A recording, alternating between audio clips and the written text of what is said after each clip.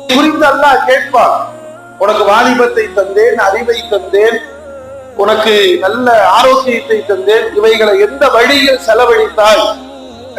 இந்த கேள்விக்கான பதிலாக நான் என் மனைவி மக்களுக்கு நான் சம்பாதித்தேன், இவ்வளவு அசையும் சொத்துக்களை வைத்திருக்கிறேன், அசையா சொத்துக்களை வைத்திருக்கிறேன்.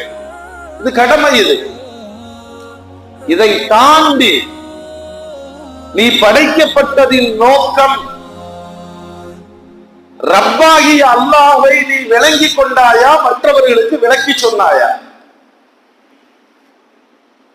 இதனை வாழ்க்கை முழுவதும் எடுத்து பயணித்தவர்கள் நபிமார்கள். சும்மா குர்ஆனுடைய வழியில 1.25 லட்சம் நபிமார்கள் வந்தார்கள் என்ற செய்திகள் அல்ல, அவர்கள் பிறவி பயனை முழுமையாக முடித்து விட்டு போயிருக்கிறார்கள்.